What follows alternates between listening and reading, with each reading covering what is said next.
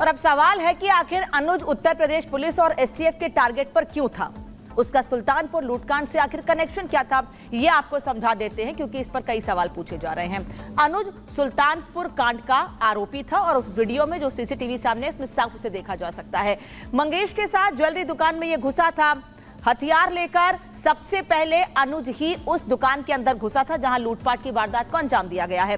अनुज ने पिस्टल के दम पर पहले लोगों को धमकाया, हल्की मारपीट की उनके साथ, फिर 2 करोड़ रुपए की लूट को अंजाम देकर वहां से फरार हो गए। गिरोह के सरगना विपिन का करीबी था अनुज।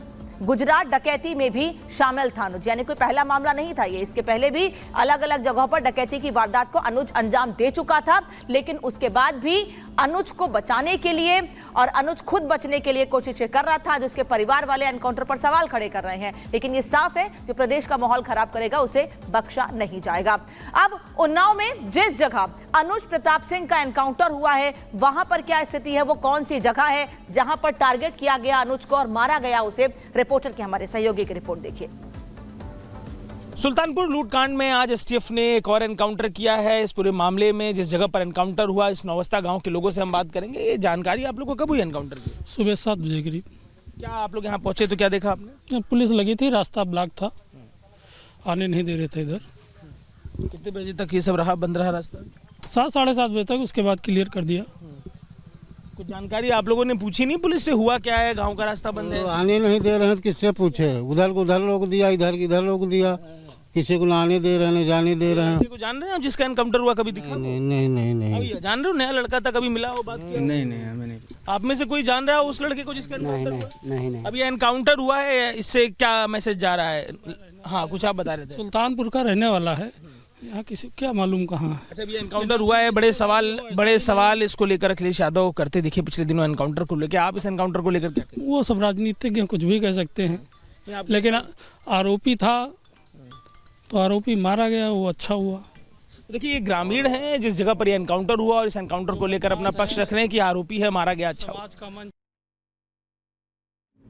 तो स्थानीय लोगों का ये कहना है कि अपराध करोगे तो सजा भी मिलेगी, और जैसा मुख्यमंत्री कहते रहे हैं कि उत्तर प्रदेश में अपराधियों के लिए कोई जगह नहीं है। अब उत्तर प्रदेश सरकार के मंत्री भी इस पर रिएक्शन दे रहे हैं, आम लोग तो कह ही रहे हैं। उन्नाव एनकाउंटर पर मंत्री संजय निषाद ने कहा है कि अपराधियों की कोई जाति धर्म नहीं होती है, उत्तर प्रदेश पुलिस कानून के अनुसार अपना काम करती है। सुनिए क्या कह रहे हैं संजय निषाद। ये एजेंसियां हैं, उनकी सरकारों में एजेंसियां संरक्षण प्राप्त थी, हमारी सरकार में सजा देने के लिए मतलब अवसर प्राप्त है। आज के दिन में आप देखो, किसी अपराधी की जाति नहीं होती है। हाँ, अगर अपराधी की जाति बताकर उसे आप सुरक्षित करते हैं, इसके मतलब आपने अपराधियों को ही अपने यहाँ भर्ती कर रखा, अपराधियों के सहारे ही सत्ता प्राप्त करते थे। अब अपराधी खत्म हो रहे हैं, इसके मतलब आपकी सत्ता और राजनीति खत्म हो रही है। तो मंत्री कह रहे हैं सरकार में कि अपराधी खत्म हो रहे हैं, जाति धर्म देख के कार्रवाई नहीं होती है। लेकिन अब अनुज प्रताप सिंह के परिवार से भी बयान आ रहे हैं। अनुज प्रताप सिंह की बहन अमीशा ने एनकाउंटर पर सवाल खड़े किए हैं। अनुज की बहन ने कहा है कि वारदात में शामिल सभी लोगों का एनकाउंटर होना चाहिए। आज ये सुनने के बाद जैसे लग रहा है कि लोगों की जमीन पर से एकदम सक गई हो।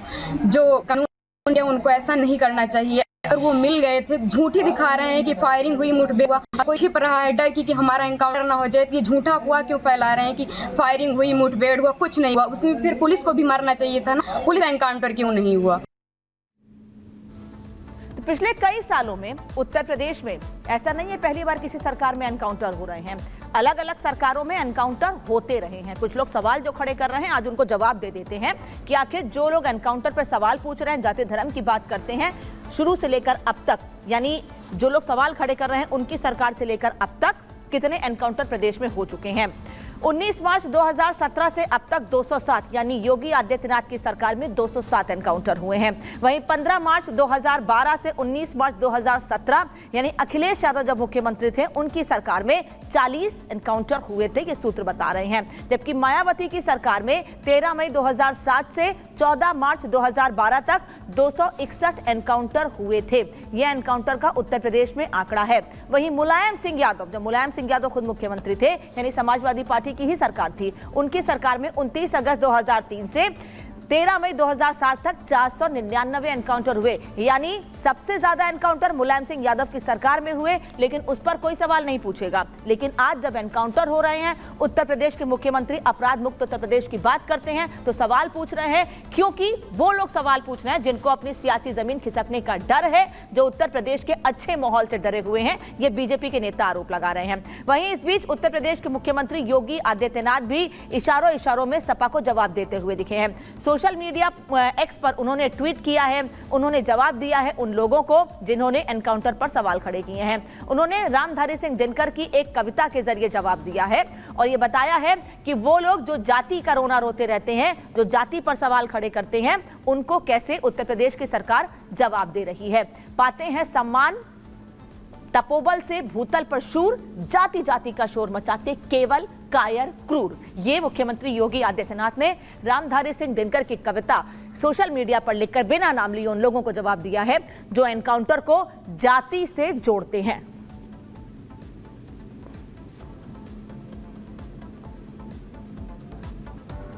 और आरोप सियासी हैं तो ऐसे में हिसाब भी जरूरी है। ऐसा हम क्यों कह रहे हैं ये आपको बता दे रहे हैं। हालांकि हिसाब सभी अपराधियों का उत्तर प्रदेश में हो रहा है, ये लगातार देखा जा रहा है और सरकार भी ये दावा करती रही है।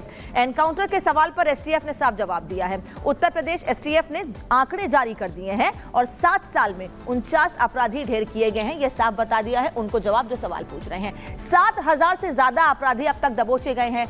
560 से ज्यादा अपराधी डाले गए हैं। 3,970 संगठित अपराधी अब तक दबोचे गए हैं, यानी कि पकड़े भी गए हैं। लेकिन वो लोग जो पुलिस पर फायरिंग करते हैं। मंगेश यादव के बाद उत्तर प्रदेश में एक और एनकाउंटर हुआ है। नाम है अनुज प्रताप सिंह, जाति से हटकर। हालांकि कुछ लोग इसे अब पुलिस की कार्यप्रणाली से जोड़कर भी देख रहे हैं, लेकिन जब मंगेश यादव का एनकाउंटर हुआ था तो उसे जाति से जोड़कर देखा गया था। आज तड़के सुबह अनुज प्रताप सिंह जब उसे एसटीएफ की टीम पकड़ने के लिए गई तो फायरिंग की और टीम ने भी जवाबी कार्रवाई की, जिसमें ढेर हो गया अनुज प्रताप सिंह। रिपोर्ट देखिए।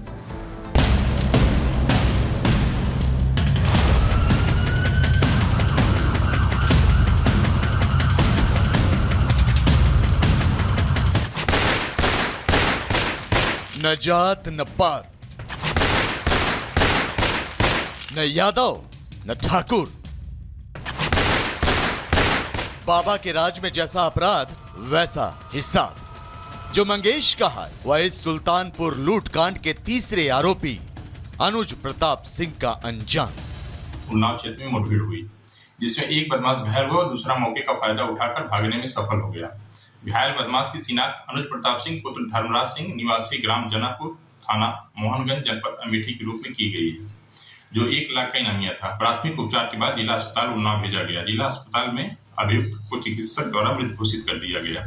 यूपी में सुल्तानपुर लूटकांड के एक और आरोपी अनुज प्रताप सिंह उन्नाव में पुलिस मुठभेड़ में मारा गया। यूपी एसटीएफ के साथ उन्नाव पुलिस ने बदमाश अनुज प्रताप सिंह को एनकाउंटर में मार गिराया। ये मुठभेड़ उन्नाव के थाना अचलगंज में हुई।